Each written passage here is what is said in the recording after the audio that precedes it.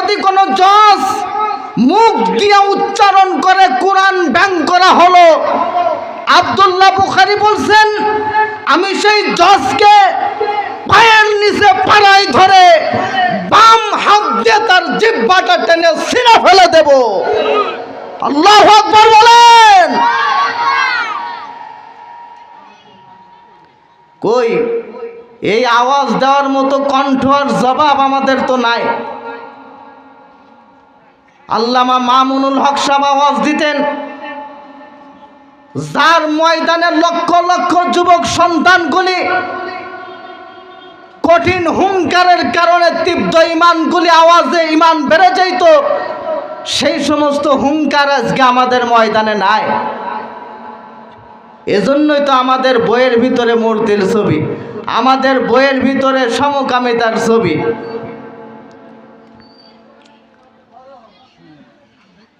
শুধু তাই নয়, বর্তমান আমাদের মধ্যে আরো একটা সমস্যা বের হয়েছে, সাহাবায়ে কেরামের ব্যাপারে মাপকাঠিও না মানা।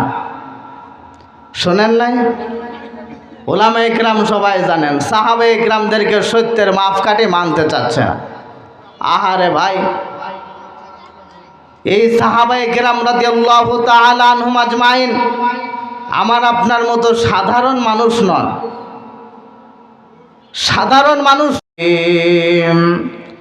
প্রশংসা করলাম কার? আর একটু চিৎকার দিয়ে বলেন না, প্রশংসা করলাম কার?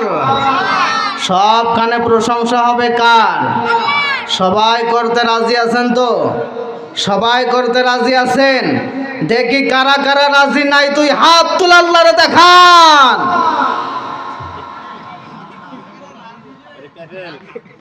অনেক মুরব্বী চিন্তা করতেছে কি কইলো বুঝলাম না তো। হ্যাঁ, সম্মানিত ভাইরা, আমার আগে যিনি আলোচনা করছেন আমার মামাতো ভাই মাওলানা মোহাম্মদ হুমায়ুন কবির, খুব সুন্দর বক্তৃতা দিয়েছেন আলহামদুলিল্লাহ। একসাথে যখন পড়ালেখা করেছি, ছাত্র জমিয়াতের মধ্যে আমার ভাই হুমায়ুন কবির এত সুন্দর বক্তৃতা দিতেন, অল্প বয়স হিসেবে এত সুন্দর বক্তৃতা দিতেন, যেই বক্তৃতা শুনে হুজুররা পর্যন্ত তাকে হাদিয়ার টাকা পয়সা দিয়েছে। সুবহানাল্লাহ। বক্তৃতা শুনে আজকে অত্যন্ত কষ্ট করে মেহনত করে যে প্রোগ্রাম সাজিয়েছেন, মাত্র 10 থেকে 15 মিনিট আলোচনা নয়, ওরে দেওয়ার দরকার ছিল সারা রাত। যে কষ্ট করেছে সারা রাত দেওয়ার দরকার ছিল না? ছিল, কিন্তু দুঃখের বিষয় আমরা সময় দিতে পারলাম না। যাই হোক, সবচাইতে বড় কথা হলো আমরা যে সমস্ত বাইরা এদিক ওদিক ঘোরাফেরা করতেছি, মাহফিলের ময়দানে চলে আসি। আলোচনা শুরু হয়ে গেছে ইনশাআল্লাহ, কি বলেন? মাগরিবের পর থেকে আলোচনা শুরু হয়ে গেছে। বর্তমান আমাদের মধ্যে একটা বদ অভ্যাস হয়ে গেছে, মাহফিলের প্যান্ডেলে লোক পাওয়া যায় না। মাহফিলের প্যান্ডেলে লোক পাওয়া যায় না, অথচ এখানে মমতাজ বেগম রে নিয়ে আসেন। ওরে সুবহানাল্লাহ, মুরব্বী যে আটটি পারে না সেও কবে না এ জন্টু আমার লেগে সামনে একটা চেয়ার পাতাই থুস। ক্যা চাচা? কয় আমি একটু সহি কম দেখি তো, এর লেগে সামনে চেয়ারটা দিলে একটু ভালো মতো দেখতে পারবা না। এরম বুড়ো আছে না? কথা কন না কেন? আছে না নাই? এই যে আজকের মাহফিলের পোস্টার কই? আজকের মাহফিলের মাগরিবের পরে বয়ান করেছে আমাদের ইমাম সাহেব জাহাঙ্গীর আলম। অনেক বুড়ো আছে কয় মাগরিবের পরে বয়ান করবে কেটা? ওই জাহাঙ্গীর। পুরি আল্লাহ, ওর বয়ান তো প্রতি শুক্রবারে শুনি, আবার কি শুনবো? হ্যাঁ, ঈশার পরে কেটা করবে? তো ঈশার পরে ওই মাওলানা জাহিদুল ইসলাম মাগুরা। ও আমাকে বাইক নি, হ্যাঁ ও বাইক নিয়ে তো রাজনীতিবিদ, একটু রাজনীতি করে চলে যাবে না। কথা কন ঠিক না? এরপরে কিটা তো এরপরে প্রধান বক্তা সুদূর যশোর থেকে এসেছেন, ও আর একজন রাজনীতিবিদ। অথচ এই বুড়ো মাহফিলের ময়দানে আসবে না। যদি মমতাজ বেগমরা নিয়ে আসা হয়, সামনে জিয়ার পেতে ওয়ে চশমার উপর দিয়ে তাকায় দেখবেন, নাচ যেখানে শুরু করে বুড়ো কয় সুবহানাল্লাহ সুবহানাল্লাহ। বুড়ো তো সোফা কষায় ফেলাই দেবে না, ফেরেশতারা স্যান্ডেল দিয়ে বাইক হয়ে একবার কথা কন না গান ঠেকে না। ও বুড়োর আনে উচিত ছিল মসজিদের মধ্যে বসে আল্লাহ বিল্লাহ জিকির করা, অথচ সামনে বসে পড়েন সুবহানাল্লাহ সুবহানাল্লাহ। এই অবস্থা আমাদের সমাজে আছে না নাই? বলেন বলেন, আছে না নাই? সম্মানিত ভাইরা, যতটুকু আলোচনা করব আপনার একটু কষ্ট করে আওয়াজ দেবেন ইনশাআল্লাহ। অল্প সময় আলোচনা। আজকে আমাদের সমাজে তো আওয়াজওয়ালা লোক নাই, আওয়াজওয়ালা লোক নাই রে ভাই। আওয়াজ যারা দিতেন, যাদের আওয়াজ শুনে, যাদের হুঙ্কার শুনে আমাদের কলিজা ঠান্ডা হয়ে যেত, যাদের হুঙ্কার শুনে আমাদের ইমানের আওয়াজ তাজা হয়ে যেত, সেই সমস্ত উলামায়ে কেরাম আর হুঙ্কার দিতে পারতেছে না, জেলখানার মধ্যে আবদ্ধ হয়ে আছে। কি আপনারা জানেন না? আছে না নাই? অথচ বর্তমান যেই সমাজ এসে গেছেন, বইয়ের মধ্যে বিভিন্ন মূর্তির ছবি ঢুকাই আমাদেরকে নষ্ট করে দেওয়া হয়েছে। বইয়ের ভিতরে সমকামিতা ঢুকাইয়া আমাদের ছোট্ট ছোট্ট সোনা মানিক সন্তানদেরকে নষ্ট করে দেওয়া হচ্ছে। এদের বিরুদ্ধে একজন হুঙ্কারের বক্তার দরকার ছিল, কিন্তু কই, তারা হুঙ্কার দিতে পারতেছে না, তারা হুঙ্কার দিতে পারতেছে না। ভারতের একজন ইমাম আব্দুল্লাহ বুখারী ভারতের জমিনে যখন কোরআনের বিরুদ্ধে আইন পেশ করার জন্য ভারতের হাইকোর্ট থেকে যখন অর্ডার হয়েছে, এই আব্দুল্লাহ বুখারী দিল্লির জুমা মসজিদের ইমাম বিশাল একটা সমাবেশের আয়োজন করেছেন। যে সমাবেশের মধ্যে লক্ষ লক্ষ জনতা উপস্থিত। সেই সমাবেশের মধ্যে আব্দুল্লাহ বুখারী এমন তীব্র কণ্ঠে আওয়াজ দিয়েছেন, যেই আওয়াজের ক্যাসেট আমাদের বাংলাদেশে পৌঁছানো হয়েছে, মনে হচ্ছিল তার মুখ দিয়ে কথা নয় বরং আগুন বের হচ্ছে। বলেন আল্লাহু আকবার। কথা নয়, আগুন বের হচ্ছে। আরে আব্দুল্লাহ বুখারী বলছেন, এই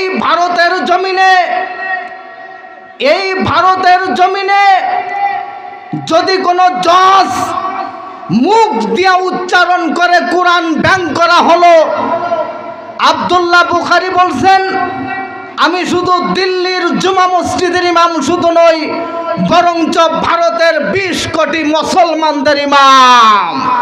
বলেন আল্লাহু আকবার। শুধু তাই নয় মুসলমান, আব্দুল্লাহ বুখারী বলছেন, এই ভারতের জমিনে যদি কোনো জজ মুখ দিয়ে উচ্চারণ করে কোরআন ব্যান করা হলো, আব্দুল্লাহ বুখারী বলছেন, আমি সেই জজকে পায়ের নিচে পাড়ায় ধরে বাম হাত দিয়ে তার জিহ্বাটা টেনে ছিঁড়ে ফেলে দেব। আল্লাহু আকবার বলেন। কই, এই আওয়াজ দেওয়ার মতো কণ্ঠ আর জবাব আমাদের তো নাই। আল্লামা মামুনুল হক সাহেব আওয়াজ দিতেন, যার ময়দানে লক্ষ লক্ষ যুবক সন্তানগুলি কঠিন হুঙ্কারের কারণে তীব্র ইমানগুলি আওয়াজে ইমান বেড়ে যাইত, সেই সমস্ত হুঙ্কার আজকে আমাদের ময়দানে নাই। এজন্যই তো আমাদের বইয়ের ভিতরে মূর্তির ছবি, আমাদের বইয়ের ভিতরে সমকামিতার ছবি।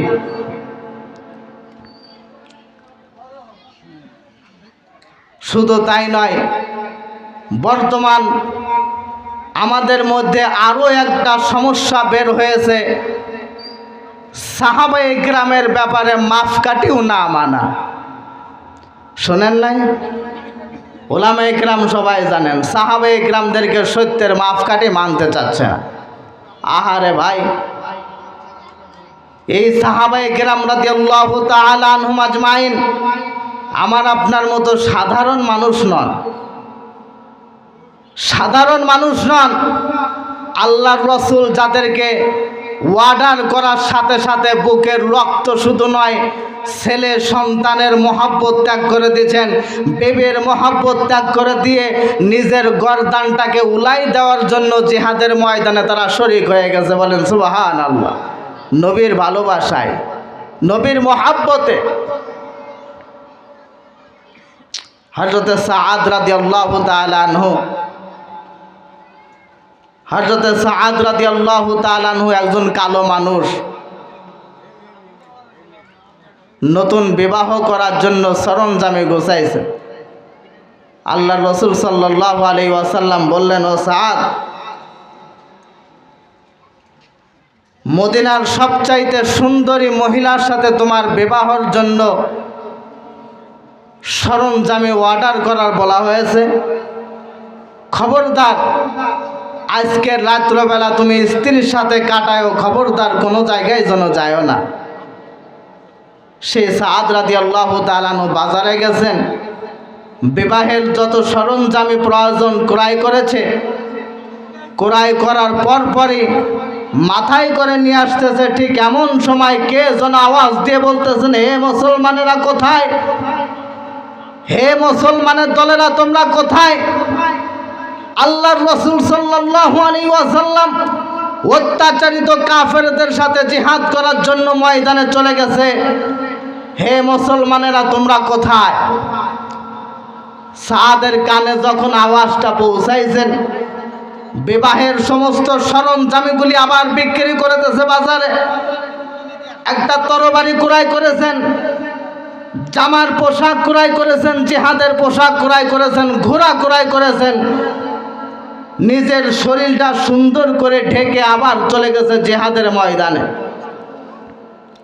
জিহাদের ময়দানে গিয়ে যুদ্ধ করতেছে। বিশ্বনবী সাল্লাল্লাহু আলাইহি ওয়াসাল্লাম যুদ্ধের ময়দানে সাহাবীদেরকে নিয়ে এসে দেখে কাফেরদের সাথে কে যেন যুদ্ধ করে।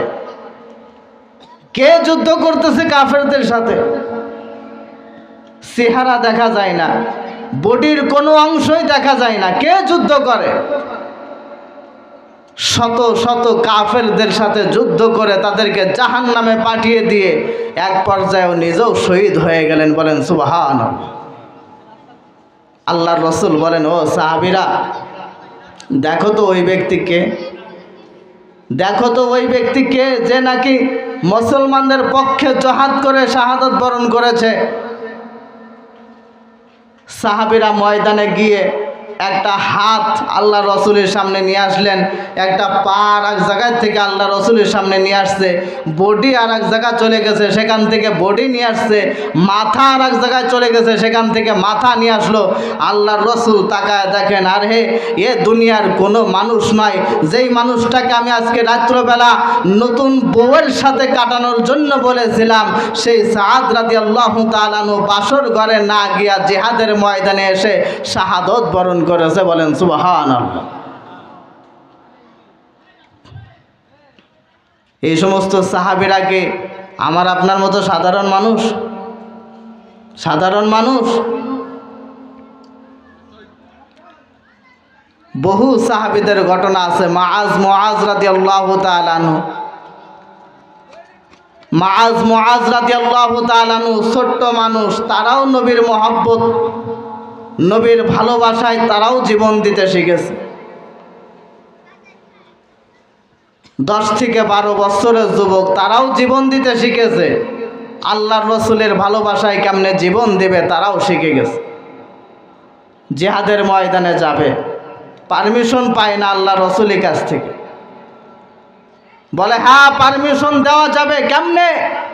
বলে, 2 ভাই লড়াই করো। এক পর্যায়ে তারা কুস্তি লাগছেন, বড় ভাই ছোট ভাইকে নিচেই ফেলাই দিচ্ছে। ছোট ভাই কানে কানে বলে, ভাই তুই যদি আমার একটু দিস, শক্তি দিস বা নিচেই চলে যাস, তাহলে আমু তোর উপরে উঠপানে দুইজনকেই পারমিশন দিয়ে দেবেন। বড় ভাই নিচেই গেলেন, ছোট ভাই উপরে উঠছে।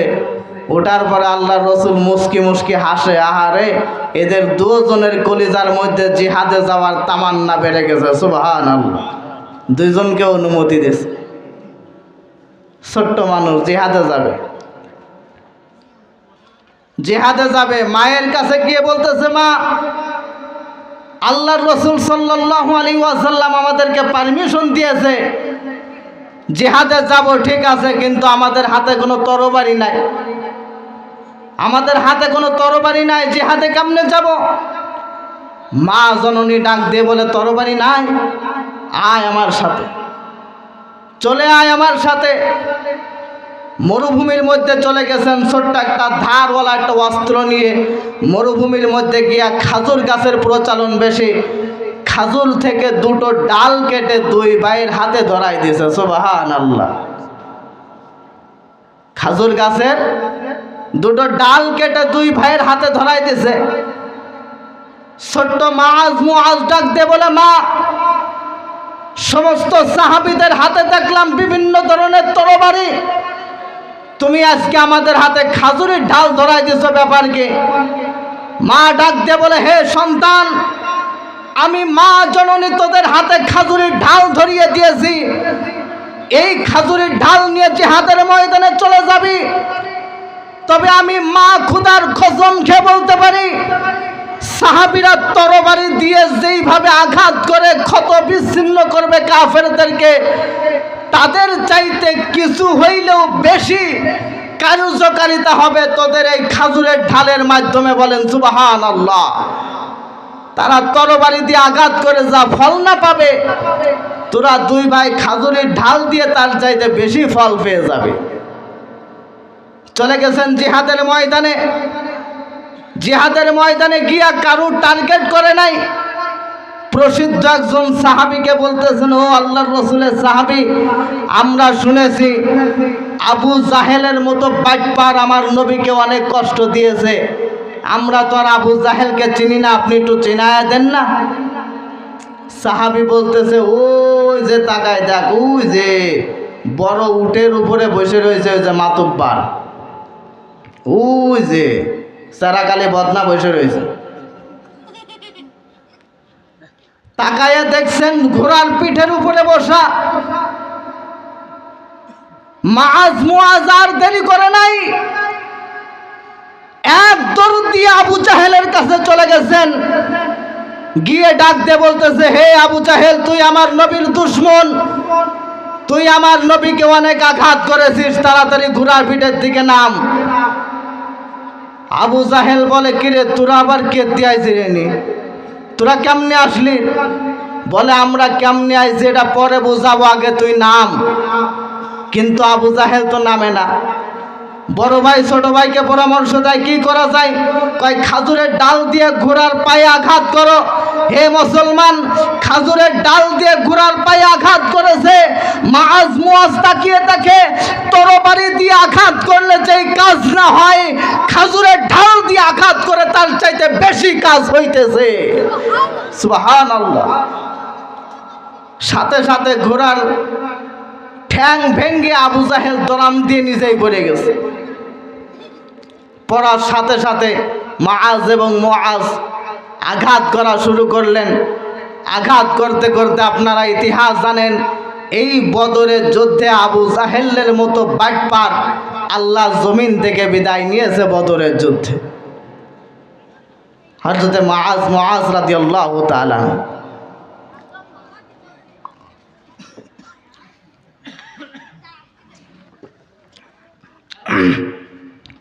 জিহাদের ময়দানের এক পর্যায়ে গিয়ে এই মুআজ রাদিয়াল্লাহু তাআলা আনহু তিনারাও এক পর্যায়ে গিয়ে শাহাদত বরণ করেছে।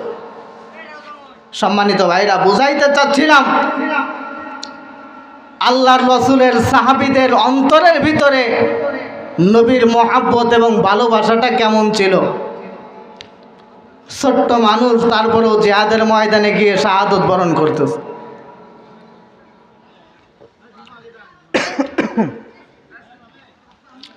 অথচ এই সাহাবীদের ব্যাপারেও আমাদের বিভিন্ন ধরনের মতানৈক্য সৃষ্টি হয়। সত্যের মাপকাঠি মানতে পারি না, বড় দুঃখ লাগে রে ভাই। এদের ব্যাপারে কথা বলার মতো যোগ্যতা সম্পর্ক মানুষও আমাদের মাঝে আজ নাই, এজন্য বড় দুঃখ লাগে। হযরত ওমর ইবনুল খাত্তাব রাদিয়াল্লাহু তাআলা আনহু সত্যের মাপকাঠি ছিলেন। আবু বকর সিদ্দিক রাদিয়াল্লাহু তাআলা আনহু সত্যের মাপকাঠি ছিলেন। হযরত উসমান ইবনে আফফান রাদিয়াল্লাহু তাআলা আনহু সত্যের মাপকাঠি ছিলেন।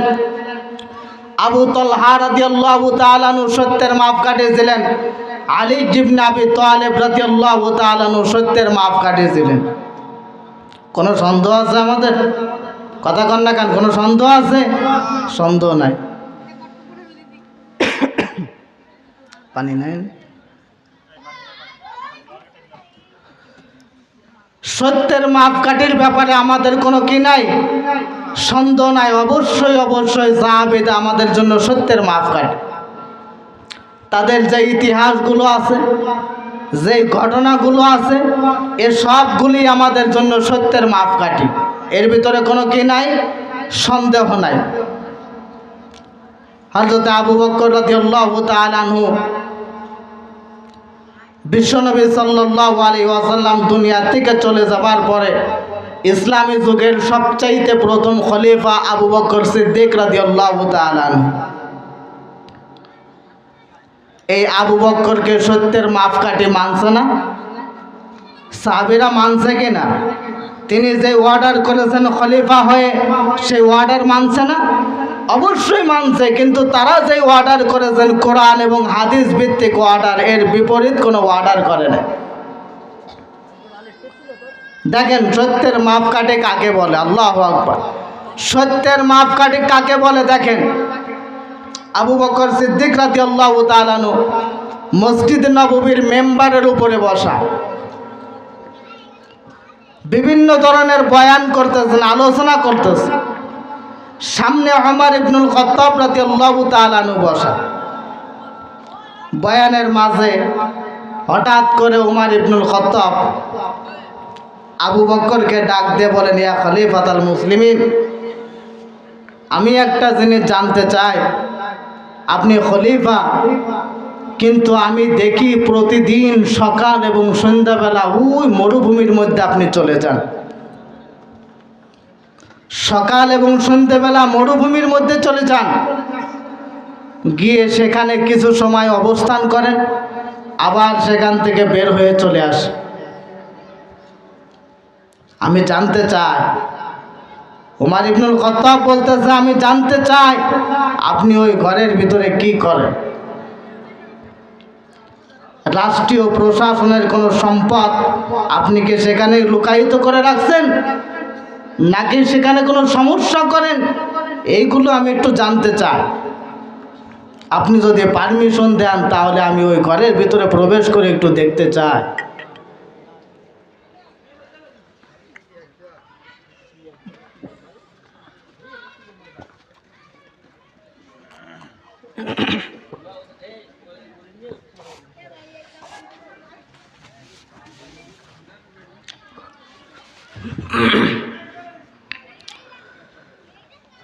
ওমর ইবনুল খাত্তাব বলতেছে, আপনি যদি পারমিশন দেন তাহলে আমি একটু ওই ঘরের ভিতরে দেখতে চাই যে আপনি ওখানে কি লুকায়িত করে রাখছেন। আবু বকর একজন নরম তরবিয়াতের মানুষ,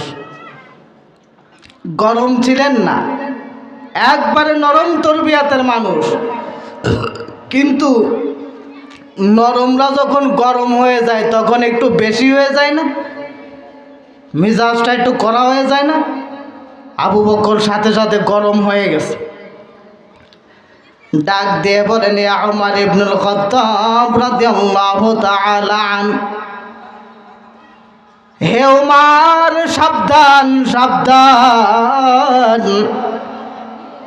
আমার জীবদ্দশায় যেন তুমি ওই ঘরের মধ্যে প্রবেশ করবে না। হে ওমর সাবধান, আমি যতদিন এ জমিনের মধ্যে বেঁচে আছি আমি যতদিন খেলাফতের শাসনে বসা আছি ততদিন পর্যন্ত তুমি ওই ঘরের মধ্যে প্রবেশ করবে না। তবে আমি তোমাকে একটা নসিহত করে যাই, আমি যেদিন দুনিয়া থেকে চিরবিদায় নিয়ে চলে যাব, আমি যেদিন দুনিয়া থেকে চিরবিদায় নিয়ে চলে যাব, সেই দিন জনগণ যদি তোমারে ভোট দিয়ে পরামর্শের মাধ্যমে খলিফা বানায়, জনগণ যদি ভোট দিয়ে পরামর্শের মাধ্যমে খলিফা বানায়, আমি তোমাকে অর্ডার করে যাই, মসজিদে নববীর মেম্বারের উপরে বসার আগে সর্বপ্রথম ওই ঘরের মধ্যে প্রবেশ করবে। সুবহানাল্লাহ বলবেন না? জনগণ যদি তোমার ভোট দিয়ে পরামর্শের মাধ্যমে খলিফা বানায়, মসজিদে নববীর মেম্বারের উপরে বসার আগে ওই ঘরের মধ্যে প্রবেশ করবে ভোট দিয়ে পরামর্শের মাধ্যমে। আজকে আমার দেশে ভোটের কোনো প্রয়োজন নাই, অটোমেটিকলি খলিফা হয়ে বসে রয়েছে। কথা বলেন না কেন? ভোটের কোনো প্রয়োজন নাই। মন্ত্রী সাহেব রাত্রবেলা ঘুমাই রয়েছে, সকালবেলা দেখে আমি মন্ত্রী হয়ে বসে রয়েছি। এমপি সাহেব রাত্রবেলা ঘুমাই রয়েছে, সকালবেলা দেখে আমি এমপি। কথা ঠিক না? বন্ধুগণ আমার, বিশ্বনবী সাল্লাল্লাহু আলাইহি ওয়াসাল্লাম দুনিয়া থেকে চলে গেলেন, একটানা 3 দিন পর্যন্ত নবীর লাশটাকে দাফন করা হয় না।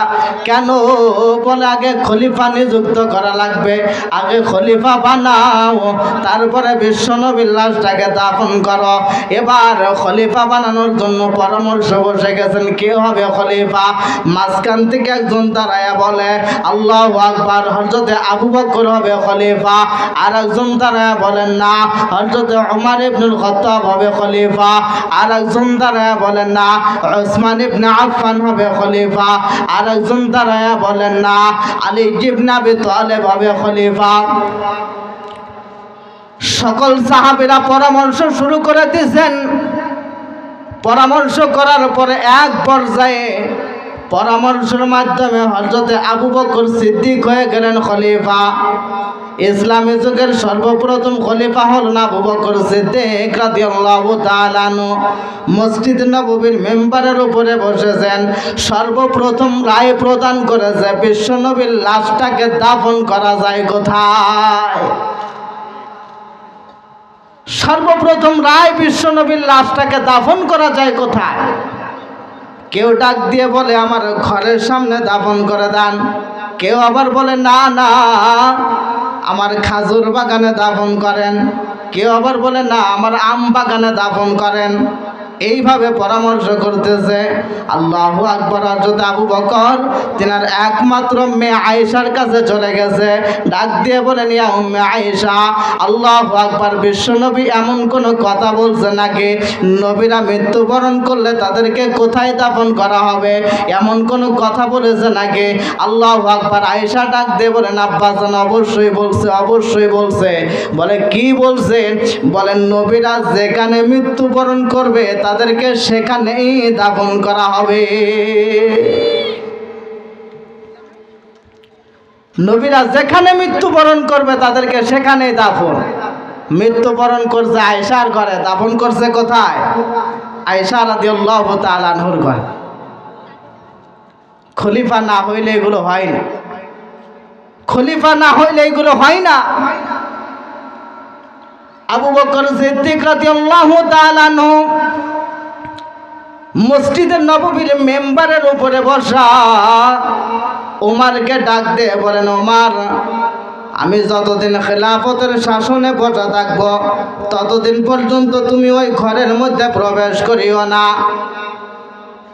তবে আমি তোমাকে ওসিয়াত করে যাই, আমি যেদিন দুনিয়া থেকে চলে যাব, জনগণ যদি তোমারে ভোট দিয়ে পরামর্শের মাধ্যমে খলিফা বানায়, মসজিদে নববীর মেম্বারের উপরে বসার আগে ওই ঘরের মধ্যে প্রবেশ করিও।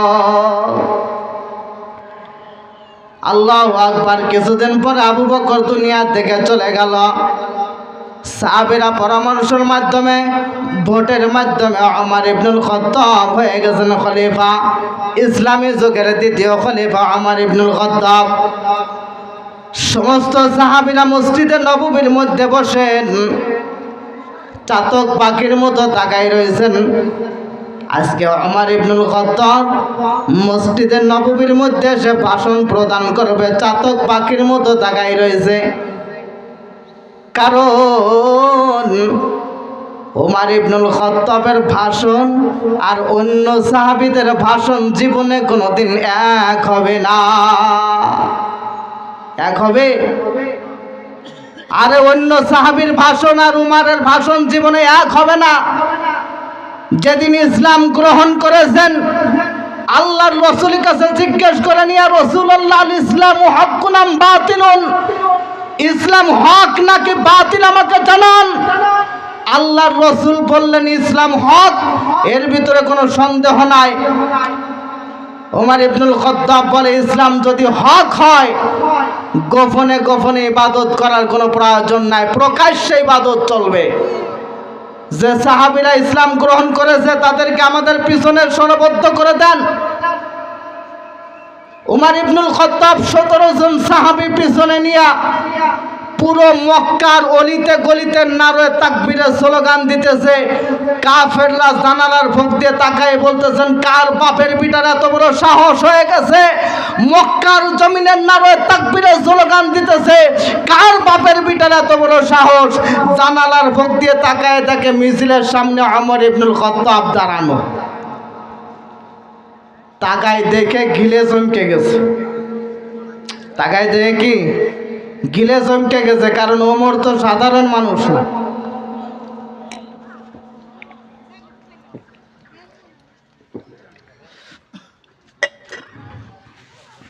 ওমর ইবনুল খাত্তাব সাধারণ মানুষ নয়, তার সামনে দাঁড়ায় পড়ে একজন কথা বলবে এমন সাহস কোনো বাপের বেটার জন্ম হয় নাই। আল্লাহু আকবার। তাহলে যে কথা বলতেছিলাম, ইসলামী যুগের দ্বিতীয় খলিফা ওমর ইবনুল খাত্তাব মসজিদে নববীর মেম্বারের উপরে বসে ভাষণ প্রদান করবেন। সাহাবীরা চাতক পাখির মতো তাকাই রয়েছেন। ওমর ইবনুল খাত্তাব রাদিয়াল্লাহু তাআলা আজকের ভাষণ প্রদান করবে, চাতক পাখির মতো তাকাই রয়েছে। ওমর ইবনুল খাত্তাব ভাষণ দেবে। আল্লাহু আকবার। ওমর ইবনুল খাত্তাব মসজিদে নববীর মধ্যে প্রবেশ করেছেন। মসজিদে নববীর মেম্বারের উপরে যখন বসলেন, বসার সাথে সাথে আবু বকরের সেই ওসিয়াতের কথা মনে পড়ে গেছে। আবু বকর বলছিল, ওমর, জনগণ যদি তোমার ভোট দিয়ে খলিফা বানায়, মসজিদে নববীর মেম্বারের উপরে বসার আগে ওই ঘরের মধ্যে প্রবেশ করবে। এই ওসিয়াতের কথা ওমরের মনে পড়ে গেছে। সাথে সাথে ওমর ইবনুল খাত্তাব দাঁড়ায় গেছে, চেহারাটা কেমন যেন লাল বর্ণ হয়ে গেছে। মসজিদে নববী থেকে বের হয়ে চলে যাইতেছে। সমস্ত সাহাবীরা ওমরের দিকে তাকায়া দেখে, আল্লাহু আকবার। মসজিদে নববী থেকে বের হয়ে চলে যায়, কেউ কোনো কথা কয় না, কারণ ওমরের সামনে দাঁড়ায় পড়ে কথা বলার মতো সাহস দুনিয়ার কোনো মানুষের নাই। কেউ কোনো কথা কয় না। আল্লাহু আকবার। ওমর ইবনুল খাত্তাব চলে যাইতেছে। মরুভূমির মধ্যে চলে গেছেন। মরুভূমির মধ্যে গিয়া সেই ছোট্ট ঘরের মধ্যে প্রবেশ করেছে। ঘরের ভিতরে প্রবেশ করে তাকায়া দেখেন, ওই ঘরের ভিতরে একজন কুষ্ঠ রোগে ভরা এমন একজন মহিলা ঘুমাইয়া রয়েছে। সুবহানাল্লাহ বলবেন না? ওমর ইবনুল খাত্তাব চিন্তা করতেছে, হাই রে, কি মনে করছিলাম আর কি হয়ে গেল। মনে মনে চিন্তা করলাম, রাষ্ট্রীয় প্রশাসনের কোনো সম্পদ লুকায়িত করে রাখছে নাকি, কোনো মাল সামানা এখানে লুকায়িত করে রাখছে নাকি। আর এসে দেখে একজন মহিলা ঘুমাই রয়েছে। অবাক হয়ে গেছে। ওমর ইবনুল খাত্তাব রাদিয়াল্লাহু তাআলা আনহু বুড়ি মহিলার মুখের দিকে তাকায়া দেখে ছোট্ট ছোট্ট করে মহিলা কি যেন বলতেছে। ওমর ইবনুল খাত্তাব রাদিয়াল্লাহু তাআলা আনহু বুড়ি মহিলার মুখের দিকে কানটা যখনই আগায়া নিছে, মহিলা কেমন যেন ছোট্ট ছোট্ট কণ্ঠে ডাক দিয়ে বলেন, আবু বকর, তুমি কি দুনিয়া থেকে চলে গেলা নাকি? আরে আবু বকর, আজ 3 দিন পর্যন্ত হয়ে যায় আমি মহিলাকে কেউ খাবার দেয় নাই। আজ 3 দিন পর্যন্ত হয়ে যায় আমি বুড়ি মহিলার সেবা যত্ন কেউ করে নাই। আজ 3 দিন পর্যন্ত আমার জবানের মধ্যে কোনো খাবার ঢোকে নাই। আজ 3 দিন পর্যন্ত আমার পোশাকটাও কেউ পরিবর্তন করে দিল না। আরে আবু বকর, তুমি কি দুনিয়া থেকে চলে গেলা নাকি?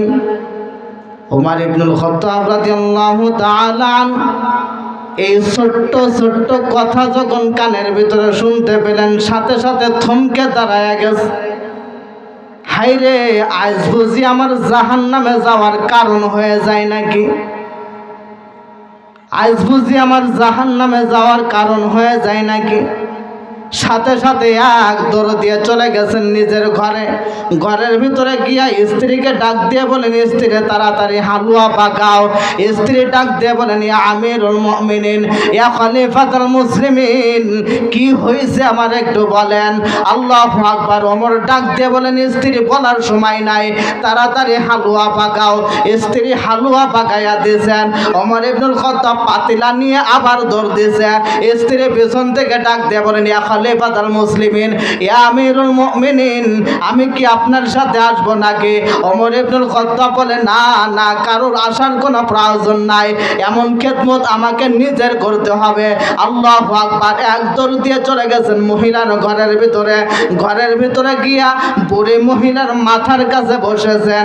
ওমর ইবনুল খাত্তাব পাতিলার মধ্যে হাতটা ঢোকায়া হাতের উপরে সামান্য একটু হালুয়া নিয়া বুড়ি মহিলার মুখের দিকে যখনই ঢোকায়া খাওয়াইতে গেছেন, বুড়ি মহিলা ব্যথার যন্ত্রণা সহ্য করতে না পেরে সাথে সাথে নিজের হাতটা দিয়া ওমরের হাত ধরে বসেছে। ডাক দিয়ে বলে, কে তুমি? আজ 3 দিন পরে আমাকে খাবার খাওয়াইতে এসেছো।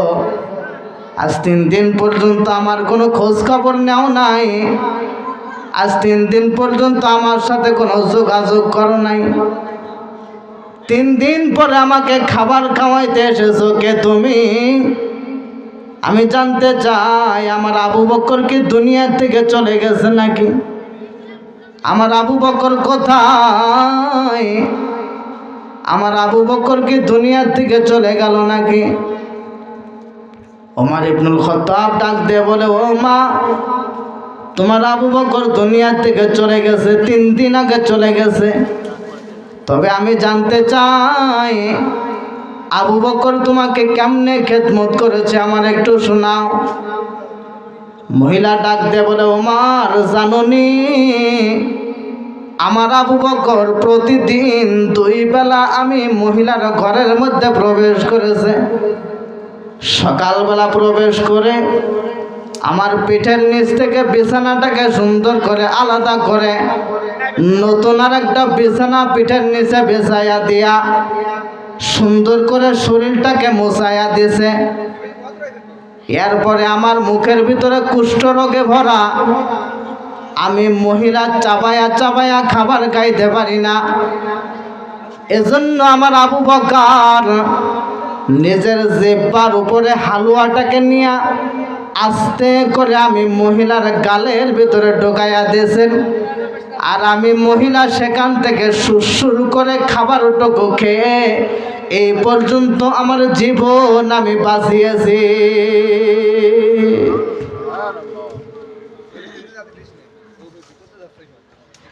মহিলা ডাক দিয়ে বলেন, আবু বকর, আরে ওমর, বল আমার আবু বকর কোথায়? ওমর ডাক দিয়ে বলে, ও মা, তোমার যে আবু বকর দিনে 2 বেলা এত সুন্দর খেদমত করেছে, সেই আবু বকর দুনিয়ার দিকে চলে গেছে। আমি হলাম ইসলামী যুগের দ্বিতীয় খলিফা ওমর ইবনুল খাত্তাব রাদিয়াল্লাহু তাআলা। মহিলা ডাক দিয়ে বলে, ও ওমর, যেই জমিন থেকে আমার আবু বকর চলে গেছেন এই জমিনে আমি আর থাকতে চাই না। ইতিহাসের মধ্যে লেখা হয় সাথে সাথে বুড়ি মহিলাটা চিৎকার দিয়ে দুনিয়ার থেকে চিরবিদায় নিয়ে চলে গেল। ওমর ইবনুল খাত্তাব একদৌড় দিয়ে মসজিদের নববীর মধ্যে চলে গেছেন। সাহাবীরা তো বসা রয়েছে চাতক পাখির মতো তাকায়া বসে আছে।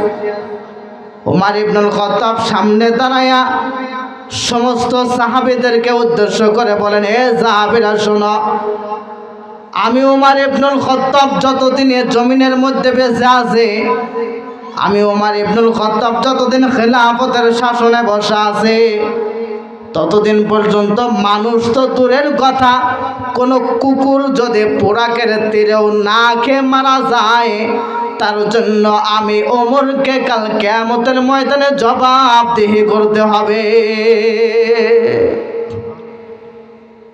সুবহানাল্লাহ বলবেন না? এরকম খোঁজ খবর আমাদের কয়জনের আছে? যদি বলি হাত উঁচু করেন তো নিজের বাবার খোঁজ রাখেন, নিজের মায়ের খোঁজ রাখেন, আত্মীয় স্বজনের খোঁজ রাখেন। আমরাও তো নাই। বড় বড় টুপি মাথায় দেই, পাঞ্জাবি গায়ে দেই, আমরাও নাই।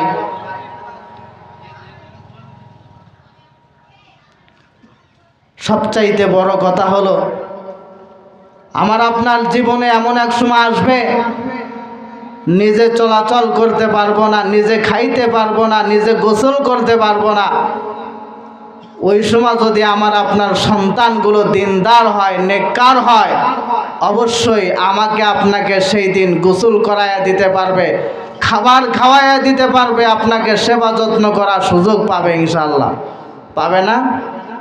সন্তানকে দিনদার বানাইতে হবে। আমাদের পাশে একটা মাদ্রাসা আছে, হেফজখানা মাদ্রাসা, অনেকেই জানি, আপনারা জানি না। এ ভাই, আমার আপনার সন্তান যদি মাদ্রাসায় পড়ে একজন হাফেজ হয়, আমার আপনার সন্তান যদি মাদ্রাসায় পড়ে একজন আলেম হয়, আমার আপনার মতো পিতা মাতাকে জীবনে কোনোদিন ফেলে রাখতে পারবে না, জীবনে কোনোদিন না খাওয়ায় মারবে না। 5 টাকা ইনকাম করুক, তারপরও বাপ মায়ের পিছনে 2 টাকা খরচ করবে, 3 টাকা খরচ করবে, কিন্তু না খাওয়ায় মারবে না। এমন ইতিহাস আমাদের চোখের সামনে বহু আছে। সন্তানকে হাফেজ বানাবো, সন্তানকে আলেম বানাবো, এমন নিয়ত আছে আমাদের, এমন নিয়ত আছে আমাদের। আমাদের রায়মানিক গ্রামে আলহামদুলিল্লাহ অনেক হাফেজ হয়ে গেছে, অনেক আলেম হয়ে গেছে। এদের পিতামাতা কোনোদিন না খেয়ে মরবে না, খোদার কসম খেয়ে বলি, এদের পিতামাতা কোনোদিন না খেয়ে মরবে না। সন্তানকে আলেম বানান, সন্তানকে আলেম বানান, হাফেজ বানান, না খেয়ে মারা যাবেন না। কোরআনের হাফেজরা তার পিতামাতার কদর বোঝে, মুরব্বীদের কদর বোঝে, সম্মান বোঝে, জীবনে কোনোদিন না খাওয়ায় মারবে না। সম্মানিত ভাইরা, ইতিহাসের ভিতরে ছোট্ট একটা ঘটনা বলেই আলোচনা শেষ করে দেব। ছোট্ট একটা ফ্যামিলির ভিতরে 2 জন সন্তান ছিল কোরআনের হাফেজ। কয়জন সন্তান? 2 জন সন্তান কোরআনের হাফেজ। তাদের বাপ ভ্যান চালায় খায়, রিক্সা চালায়, টুকিটাকি যা 2 পয়সা ইনকাম করে তাই দিয়ে সন্তানদেরকে চালাইতেছে, পড়াশোনা করাইতেছে, সাথে সাথে নিজের সংসারও চালাইতেছে 2 পয়সা ইনকাম দিয়ে।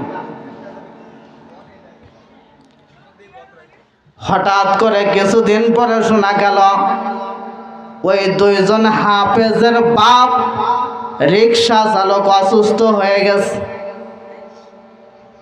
কিন্তু দুঃখের বিষয় টাকা নাই, টাকা নাই, পয়সা নাই, চিকিৎসা করানোর মতো কোনো টাকা নাই।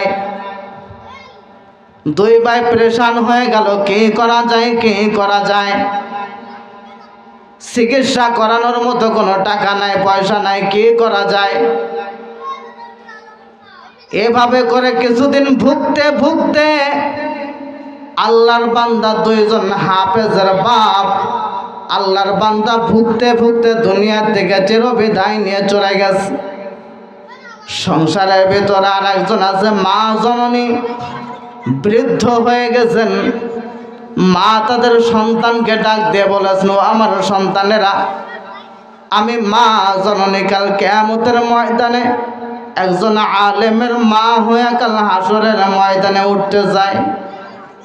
এর সন্তান, আমি মা জননী তোদেরকে বলে দিলাম, যত কষ্ট হোক না কেন, যত মুসিবত আসুক না কেন, খবরদার মাদ্রাসায় পড়াশুনো যেন বন্ধ করবি না। আমি মা জননী কাল হাসরের ময়দানে একজন আলেমের মা হয়ে উঠতে যাই, খবরদার যেন মাদ্রাসায় পড়াশুনো বন্ধ করবি না। এ মুসলমান ভালো করে কান লাগায়া শোনেন, মা জননী বৃদ্ধা মানুষ, পরের বাড়িতে কাজ করে যা টাকা পয়সা ইনকাম করে সন্তান দুজনকে পড়ালেখা করাইতেছে, নিজের পেটও চলে আবার সন্তানকে পড়ালেখা করায়। হঠাৎ একদিন বৃদ্ধ মা জননী অসুস্থ হয়ে গেছে। দুইজন সন্তান বাড়িতে এসে পরামর্শ করতেছে কি করা যায়। আব্বা দুনিয়ার থেকে চিরবিদায় নিয়ে চলে গেল, মা জননীও যদি দুনিয়ার থেকে চিরবিদায় নিয়ে চলে যায়, আমরা বড় এতিম হয়ে যাব, কি করা যায়। বড় ভাই ছোট ভাইকে পরামর্শ দিছে, ভাই তুই ঢাকায় যা, ঢাকায় যেয়ে ছোট্ট একটা কাজ কাম করে দেখ, কিছু টাকা পয়সা ইনকাম করতে পারিস কিনা। যদি কিছু টাকা পয়সা ইনকাম করতে পারিস, ওই টাকা দিয়ে আমার মার চিকিৎসা করাইয়া দেখি আমার আল্লাহ সুস্থ করে কিনা। আল্লাহু আকবার। পরামর্শক্রমে ছোট ভাই চলে গেছেন বাড়ির থেকে, ছোট্ট একটা হোটেলে কাজ করতেছে। 1 মাস পর্যন্ত কাজ করেছেন হোটেলে। হঠাৎ একদিন বড় ভাই ছোট ভাইকে ফোনের মাধ্যমে ডাক দিয়ে বলেন, ও ভাই আর কাজ করা লাগবে না, যা টাকা পয়সা ইনকাম করেছিস বাড়ি নিয়ে আয়, আমার মা জননীকে জনমের মতো চিকিৎসা করে যা। ছোট ভাই ব্যাপারটা বুঝতে পারে নাই, ম্যানেজারকে ডাক দিয়ে বলেন, ও ম্যানেজার সাহেব, আমার একজন বৃদ্ধা মা ছিল বাড়িতে, মায়ের চিকিৎসা করার জন্য আমি চাকরি করতে এসেছিলাম। 1 মাস পর্যন্ত কাজ করলাম, যে টাকা পয়সা ইনকাম করেছি আমাকে দিয়ে দেন, আমি আমার মার চিকিৎসা করাবো। ম্যানেজার কথাটা শুনে বলে, বাবা তোমাকে বেতন দিতেছি, আবার কিছু টাকাও বাড়াই দিলাম। ম্যানেজার সাহেব কিছু ফল ফুললি কিনে সন্তানকে দিয়া দিতেছে, যাও তোমার মা জননীকে এই ফল ফুললি খাওয়ায়া, সাথে সাথে টাকা পয়সা দিয়া তোমার মাকে চিকিৎসা করাও। সন্তান এবার টাকা পয়সা নিয়ে ফল ফুললি নিয়ে ঢাকার থেকে রওনা দিয়েছে। এদিকে বড় ভাই পথের দিকে তাকায় রয়েছে, কখন ছোট ভাই আসবে, কখন ছোট ভাই আসবে। হঠাৎ করে পথের দিকে তাকাইতে তাকাইতে দূর থেকে তাকাইয়া দেখা যায় আমার ভাইয়ের নজর দেখা যায়, ছোট ভাইয়ের নজর দেখা যায়। হাঁটতে হাঁটতে ছোট ভাই আসতেছে বাড়ির দিকে। বড় ভাই কাছে গিয়া আঞ্জায় নিয়ে ডাক দে বলে, ভাই রে, আমার মার চিকিৎসা করানোর জন্য টাকা নিয়ে আসছনি? বলে, হ ভাই, আমার মাকে চিকিৎসা করানোর জন্য আমার ম্যানেজার কিছু টাকা আমাকে বাড়াইয়া দিয়েছে। শুধু তাই নয়, আমার মা জননীকে খাবারের জন্য কিছু ফল ফুললি কিনে দিয়েছে। বড় ভাই ডাক দিয়ে বলে, যা ভিতরে যা, আমার মাকে জনমের মতো ফল ফুললি খাওয়া। ছোট ভাই এখনো পর্যন্ত ব্যাপারটা বুঝতে পারে নাই। আস্তে আস্তে বাড়ির গেটের ভিতরে চলে গেছেন, গেটের ভিতরে যখন প্রবেশ করেছে তাকায়া দেখে গো আত্মীয় স্বজনের কান্নার আওয়াজ, বাড়ির কাকা কাকিদের কান্নার আওয়াজ, আত্মীয় স্বজনের কান্নার আওয়াজ শোনা যায়। ছোট ভাই ডাক দিয়ে বলে, কি ব্যাপার, আপনারা আমার বাড়ির মধ্যে কেন কান্নাকাটি করেন? আমি আমার মাকে চিকিৎসা করানোর জন্য কিছু টাকা নিয়ে আসছি, আমি আমার মারে খাওয়ানোর জন্য কিছু ফল ফুললি নিয়ে আসছি। আমার মা কোথায়? আমি আমার মাকে টাকা পয়সা দিয়ে চিকিৎসা করাবো, আমি আমার মাকে ফল ফুললি খাওয়াবো, আমার মা কোথায়? বাড়ির ভিতর থেকে আত্মীয় স্বজন ডাক দে বলে, রে বাবা, ওই যে ভিতরে গিয়ে দেখ তোর মা শুয়ে আছে, যা তোর মায়ের কাছে যা। ছোট্ট সন্তান ভিতরে চলে গেল, ভেতরে গিয়া দেখে মাকে সাদা কাপড় দিয়া ঢেকে আত্মীয় স্বজনরা পাশে বসে বসে কান্নাকাটি করতেছে। ছোট্ট সন্তান ভিতরে ঢুকে মায়ের মুখের থেকে কাপড়টা সরাইয়া ডাকতে বলে, মারে জীবনের মতো এত ঘুমাইস না, তাকায়া দেখ তোর ছোট সন্তান আসছে রে, তোর ছোট সন্তান টাকা পয়সা নিয়ে আসছে তোকে চিকিৎসা করানোর জন্য। এরে মা একটু তাকায়া দেখ, কিছু ফল ফুললি নিয়ে আসছে তোকে খাবারের জন্য। মারে একটু ওঠ, আমি তোমাকে ফল ফুললি খাওয়াইয়া দেব। পাশের থেকে ডাকতে বলে, সন্তান কাকে ডাকো, তোমার মা তো জীবনের মতো ঘুমাইয়া গেছে। মাকে আনজানিয়া ডাকতে বলে, মা তোমার জন্য চিকিৎসা করানোর জন্য আমি ঢাকায় গিয়েছিলাম টাকা পয়সা ইনকাম করার জন্য, কিন্তু তুমি তার আগে জীবনের মতো ঘুমায়া গেলে রে মা। এই যে তাকায় দেখো, আমার ম্যানেজার কিছু ফল ফুললি দিয়ে আসছিল, এই ফল ফুললি তোমাকে খাওয়ানোর জন্য নিয়ে আসছে, কিন্তু খাওয়ার আগে জীবনের মতো ঘুমায়া গেলে রে মা। আল্লাহু আকবার। মা জননী জীবনের মতো ঘুমায়া গেছেন, এই মাকে আর জাগানো যাবে না। দুই ভাই হাউমাউ করে কান্নাকাটি করে মাকে জীবনের মতো বিদায় দিয়ে দিলেন। এরে মুসলমান, এমন মা জননী আমাদের বাড়ির মধ্যে আছে না নাই বলেন? এমন পিতা আমাদের বাড়ির মধ্যে আছে না নাই বলেন? পিতা মাতার খেদমত যদি আমি আপনি ঠিক মতো করতে পারি, বাবার খেদমত যদি আমি আপনি ঠিক মতো করতে পারি, আমার আপনার জন্য আল্লাহ তাআলা জান্নাতের ওয়াদা করেছেন। আর যদি খেদমতগুলি না করে ফেলি রে বাবা, কাল কিয়ামতের ময়দানে আল্লাহ তাআলা আমাকে আপনাকে আসামির কাঠগড়ায় দাঁড়াইয়া দেবে। ঠিক কিনা বলেন বাইরে? যদি আমার আপনার নিজের খেদমত চান, একদিন আমি আপনি বৃদ্ধ হয়ে যাব, নিজের খেদমত যদি চান, সন্তানদেরকে আলেম বানা, সন্তানদেরকে কোরআনের হাফেজ বানা। জান্নাতের ভিতরে একজন হাফেজের বাবা, একজন হাফেজ কোরআনের বাবা জান্নাতের ভিতরে যে সুখে থাকবে, সোনার মুকুট পরে, আল্লাহু আকবার, জান্নাতের ভিতরে বিশাল চেয়ারের উপরে বসবে। এই বসার আশা, এই বসার শখ আমাদের আছে না ভাই? আছে কি নাই? এজন্য সন্তানদেরকে কোরআনের হাফেজ, সন্তানদেরকে কোরআনের আলেম বানাইতে আমরা রাজি আছি তো ইনশাআল্লাহ। আমাদের পাশেই মাদ্রাসা আছে, বেশি দূরে যাওয়া লাগবে না। সন্তানদেরকে আলেম বানাইতে, হাফেজ বানাইতে বেশি দূরে যাওয়া লাগবে না, পাশেই আছে। যদি আমি আপনি একটু চেষ্টা করি, একটু নিয়ত করি, আমার আপনার সন্তানদেরকে কোরআনের হাফেজ বানানোর জন্য নিয়ত করি, বেশি পয়সা করেও লাগে না। সন্তানকে হাফেজ বানাইতে, আলেম বানাইতে মনে করি বাস্তা বাস্তা টাকা লাগে, না, বাস্তা বাস্তা টাকার প্রয়োজন নাই। যদি এতই অসহায় থাকেন, আপনার সন্তানকে শিক্ষকরা ফ্রি ফ্রি পড়াই দিতে পারবে ইনশাআল্লাহ। এখানে হুজুর আছে, ফ্রি ফ্রি পড়াই দিতে পারবে ইনশাআল্লাহ। কিন্তু আমার আপনার ভিতরে নিয়ত যদি সেরকম থাকে।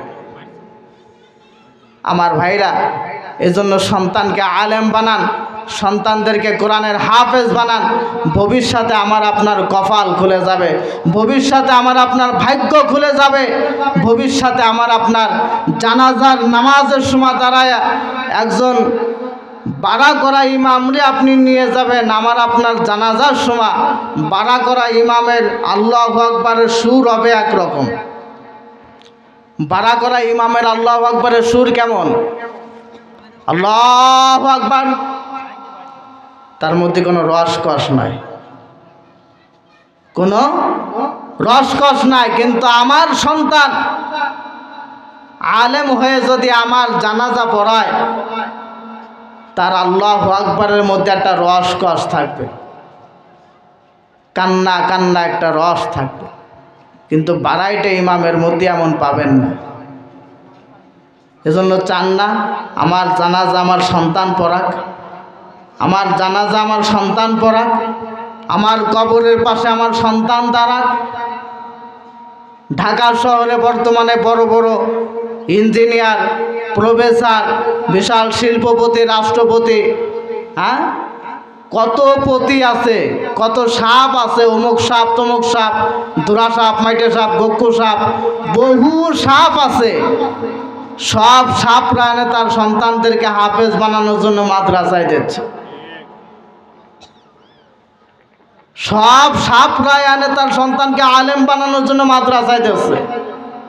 আপনি যদি জিজ্ঞেস করেন কি ব্যাপার, আপনার তো টাকা পয়সার অভাব নাই, আপনার সম্মানের অভাব নাই, প্রতিপত্তির অভাব নাই, কিন্তু আপনার সন্তানকে কেন হাফেজ বানাচ্ছেন, আপনার সন্তানকে কেন আলেম বানাইতেছেন?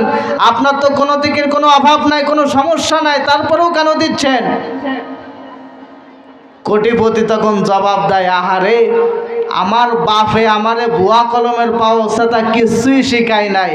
বাপ আজকে মরে গেছে, বাড়াইটা ইমামরে নিয়ে যাই আমার বাপের কবরের পাশে দাঁড়াই, বাড়াইটা ইমাম দোয়া করে আর আমি আমিন আমিন কই। কিন্তু বুঝে শুনে দেখলাম এই বাড়াইটা ইমামের দুয়ার ভিতরে রসকস নাই, মায়া নাই, মহব্বত নাই।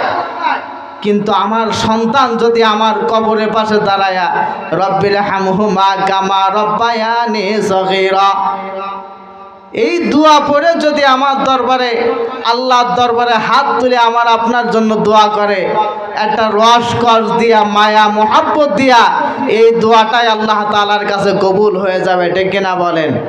সম্মানিত ভাইরা, সন্তানদেরকে আলেম বানাইতে রাজি আছি, সন্তানদেরকে কোরআনের হাফেজ বানাইতে রাজি আছি আমরা। দুই হাত তুলে আল্লাহরে দেখাই দেন কারা কারা রাজি আছি। দুই হাত তুলে আল্লাহরে দেখাই দেন, বলেন আল্লাহু আকবার।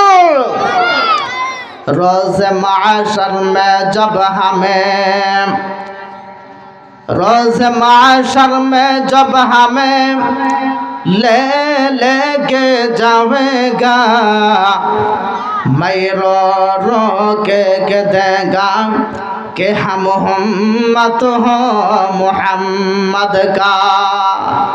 साहिल से लगेगा करे मेरा सफीना, साहिल से लगेगा करे मेरा सफीना, देखेंगे कभी शोबों से मक्का व मदीना, देखेंगे कभी शोबों से मक्का व मदीना। मक्का मदीना देखते चान? चित्कार दिए बोलें मक्का मदीना देखते चान? गार सुन्नत नबवी की करे पैरवी उम्मत, गार सुन्नत नबवी की करे पैरवी उम्मत, तो फास निकल जाएगा फिर उसका ज़बीना, तो फास निकल जाएगा फिर उसका ज़बीना। मैं तौलब मौला हूँ मेरे इश्क़ निराला, है जुमला जहाँ जिनके तजल्ली से उजाला, है जुमला जुमला जहां जिनके तजल्ले से उजाला। मौला ओ मेरा आका मेरा रहमत के नबी है, मौला ओ मेरा आका मेरा रहमत के नबी है। ताजदार मदीना हमारा तुम्हारा भी है, ताजदार मदीना हमारा तुम्हारा भी है। गुलस गुलशन जुदा दस्ता तरुता जानमी मानद, गुलस गुलशन जुदा दस्ता तरुता जानमी मानद। अगर मानद सबे मानद सबे देगर नमी मानद, अगर मानद सबे मानद सबे देगर नमी मानद। बस्नु हाफिज बस्नु कुयम के गुलता जानमी मानद, अगर मानद सबे मानद सबे देगर नमी मानद, अगर मानद सबे मानद सबे देगर नमी मानद।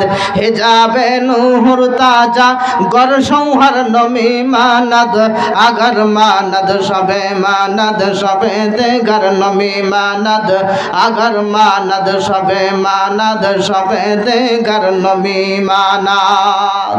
बोलेन अल्लाहु আকবার। আর একটু চিৎকার দিয়ে বলেন আল্লাহু আকবার। আমার সময় তো অনেকে জিমেইছেন, আমি তো জিমেই নে বক্তা, অত জোরে জোরে ওয়াজ আমি করতে পারি না। কিন্তু প্রধান বক্তা এখনই আসবেন, ওনার সামনে জিমেন না, ঠিক আছে? একটু চোখ কান খোলা রেখে কথাগুলো শুনবেন। আলহামদুলিল্লাহ খুব যোগ্যতা সম্পন্ন একজন আলেম, উনি এখনই মঞ্চে আসবেন এবং অর্ধরাত পর্যন্ত আলহামদুলিল্লাহ কোরআন সুন্নাহর আলোকে খুবই গুরুত্বপূর্ণ আলোচনা ইনশাআল্লাহ উনি করবেন। বা তাওফীক ইল্লা বিল্লাহ। আমরা কেউ উঠবো না, আশেপাশে যে সমস্ত ভাইরা ঘোরাফেরা করতেছি আর দেরি না করে মাহফিলের প্যান্ডেলে আমরা